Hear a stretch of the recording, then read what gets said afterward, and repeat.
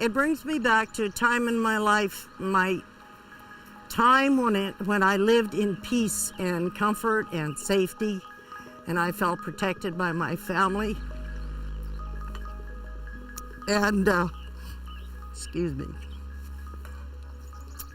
that was probably the safest time in my life. Barbara McNabb Larson still remembers the day it changed. And I remember when they came to get us from here.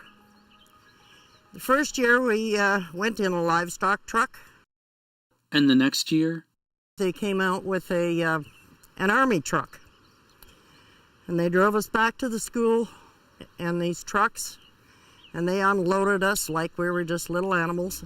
She is one of thousands forced through the doors for nearly 80 years of Kamloops Residential School.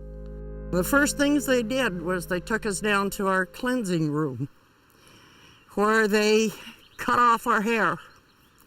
Then they deloused us. Then they scrubbed us down with disinfectant like we were diseased animals. Sorry. The name of the institution is now known worldwide. Students always suspected children were buried here, and now they are reliving the horror. For 3 days, I went into a depression so deep.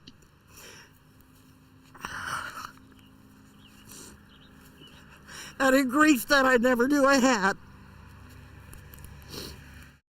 No cross or stone, and scarce information to mark who lies buried here. It's going to be Christmas, and we want to get all ready for Christmas, don't we? The Catholic Order Sisters of St. Anne's taught at the school. We have knowledge of maybe about 20 children that died in the school over that 80-year period. Sister Marie Zeroni belongs to the order. So there is a hint in the records of another cemetery connected to the school, but we don't know where.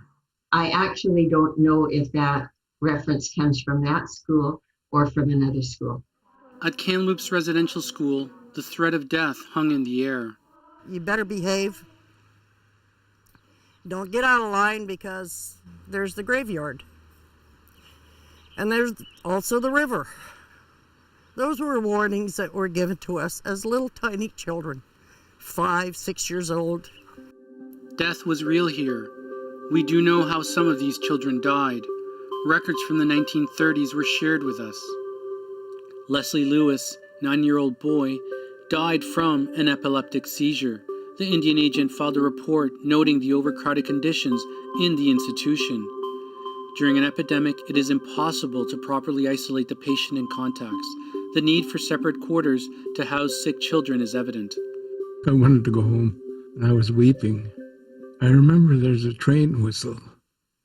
The trains would go by Kamloops, and I'd hear the whistle. Woo. And it became one of my triggers later on after I left a residential school.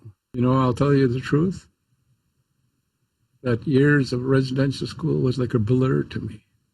Suicide, I remember this young man or young boy hung himself in the bathroom. Still today they remember that.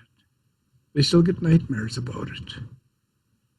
And about the runaways and people jumping trains, getting killed jumping a train, freezing outside, running away in the wintertime. There was another girl, Florence Morgan, whose age is not noted, died from a viral infection. The Indian agent reported her body was returned home by truck. And that's one of the things about life lessons. Say, for example, when you got the strap the first time, I sounded like a coyote, howling and crying. The second time, not much so. Then the third time, he wanted me to cry. And I said, I'm not going to cry. And I went and found a nice spot where there was nobody around, and then I had to cry. Some never made it home. The girl's name was Mary Francois, age not noted, died in hospital from a blood clot in her brain. Her father, chief of the Adams Lake Band, who only saw her after death, wrote a letter requesting when a child of the school is taken sick and requires hospital attention that the parent be notified at once. The community gathered testimonials in this book. You're growing up, you're not allowed to do something. I wasn't allowed to read this book. Mike McKenzie reads a passage from survivor James Child. I walked along the riverbank and I found that student floating in the water by the shore.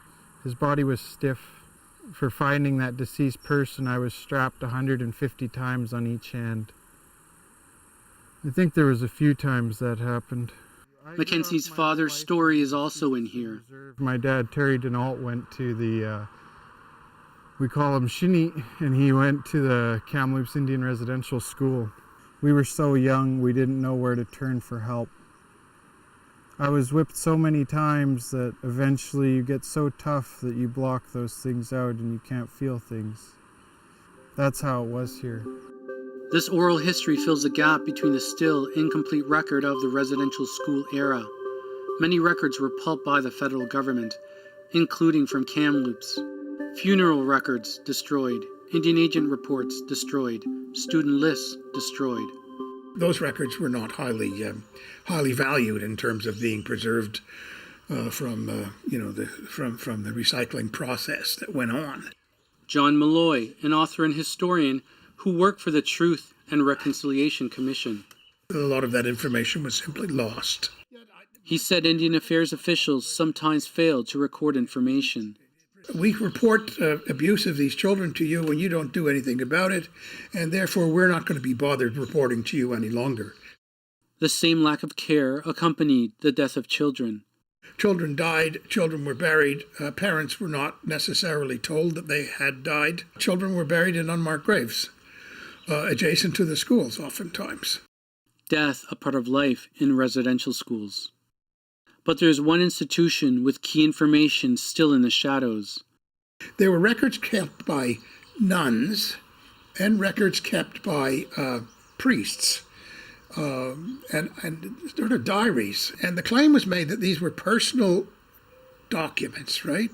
Zeroni says a fire at the school destroyed the first 30 years of records. She said they have opened their archives to aid in the search. But as for letting outsiders sift through the more personal files, I would need to know what it is they're looking for. And no, we wouldn't just turn them all over. But the one history that can never be hidden is the one carried by those who came home. I call upon all our people across our Turtle Island, all of our First Nations. It doesn't matter whether you're a Mohawk or a Cree or a Dene or a Shuswap or a Kitkiskan. We're all one people. We're one nation. And it is our cultural and traditional strength, I believe, that has allowed us to carry on and to live. Jorge, Canadian Cardinal Thomas Collins and the Prime Minister seem to disagree over whether the church did hand over records from residential schools. What did your research show? Well, they're kind of both right. Most Catholic entities, including the Oblates who ran Kamloops Residential School, turn over records to the Truth and Reconciliation Commission. But about 17 didn't. What none of them turned over were personnel files, like priests, discipline reports, transfers, diaries that itemize daily life in residential schools. And I've spoken to some who work for the TRC who say it's time to give an independent body subpoena powers to search all church archives in Canada. And why did the Government of Canada destroy some of the records?